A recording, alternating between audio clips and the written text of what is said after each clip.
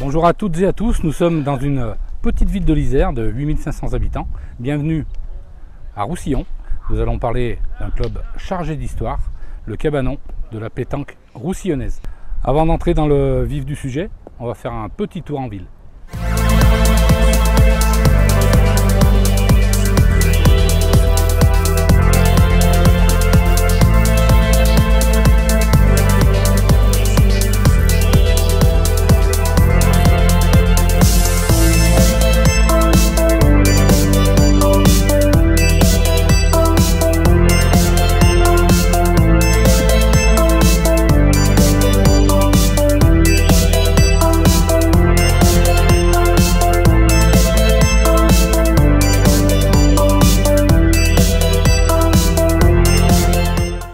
Salut Vincent.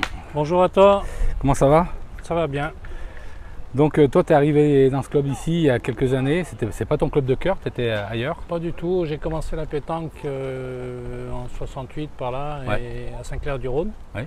J'ai dû rester entre 20 et 30 ans là-bas. Après je suis allé à Saint-Maurice. Ouais. Et puis voilà, il y a 3-4 ans je suis venu là, j'avais des collègues qui étaient là, donc je suis arrivé là. Et depuis tu es président? Et voilà, ça fait 2 ans et demi que je suis président. Donc ici on est sur une place qui a connu ses heures de gloire dans le Oui, passé? Exactement. Et il y a eu plusieurs nationaux qui se sont faits avec des grands joueurs. La place est très difficile, donc ça les avait surpris les gens. Tous les grands joueurs de France? Tous les grands joueurs de France sont venus, Passot, Foyot, Fasino, ils sont tous Choupet. venus. Choupet aussi, oui. Il y a eu Robert même qui s'occupe de la 21, là, qu'on voit sur l'équipe. Jean-Luc Robert qui jouait à l'époque avec Jean-Louis Villan. Un licencié du club. Voilà, exactement. Jean-Louis Villan. Ouais. Voilà. Les objectifs du club, c'est essayer de refaire un championnat de l'Isère, organiser un championnat de l'Isère. On a essayé cette année, mais quand il y a eu le coronavirus, on n'a pas pu organiser. C'était un doublette mixte, championnat d'Isère. D'accord, qui allait se faire sur cette place. Exactement, sur cette place, il y avait 32 jeux à tracer. Et puis voilà. Vincent, souhaiterais-tu réorganiser comme dans le passé un gros événement sur Roussillon? Ben, dans le bureau, il y en a qui en parlent, il y en a qui proposent même un national, mais c'est trop difficile pour l'instant à organiser. On n'est encore pas assez nombreux, il faut du monde. Ouais. Par contre, un régional, on pourrait. Ouais. Ben, les bénévoles, on en a pas mal dans le bureau. Déjà, on a un noyau, il y a Jean-Michel Français, c'est notre trésorier, notre secrétaire. Christine Deveza, donc ma femme, et puis moi qui suis président. Mais autour, on a encore quand même une douzaine de personnes qui participent aux réunions et qui participent à l'ouverture du cabanon. Comme on ouvre tous les jours, hein, du lundi au vendredi, chacun à son tour pour tenir le cabanon, donc ce qui permet d'avoir du temps libre pour jouer à la pétanque.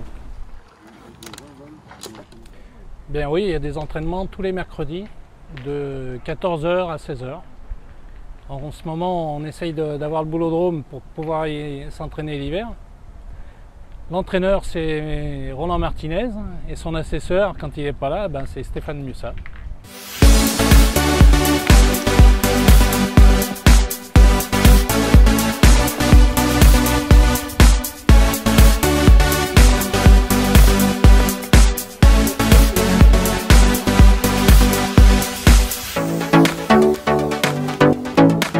Vincent, une place magnifique.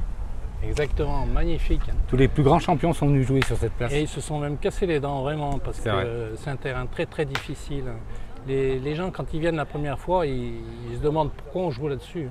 C'est très compliqué. Nous, on en a l'habitude, mais quand ils arrivent là, ils sont vraiment désorientés. Et je pense que les gens ont aimé globalement venir jouer ici, car les plus grands champions sont venus ici, on l'a dit tout à l'heure, et ils ne sont pas venus pour rien. C'est vrai, parce que c'est une place qui est vraiment sélective, donc ceux qui ne sont pas vraiment pratiquants à la pétanque, ils ont quand même du mal. Ouais.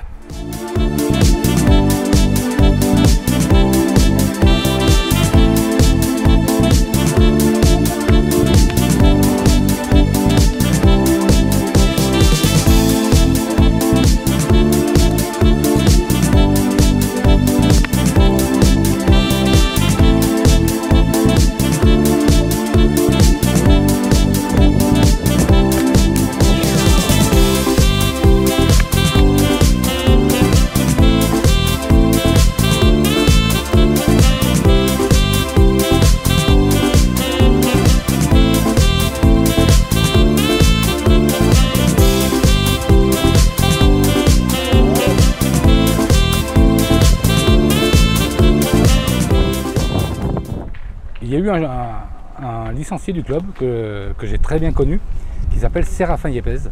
J'aimerais qu'on lui rende un petit hommage quand même. Ben, Séraphin, voilà, justement, c'est mon beau-père.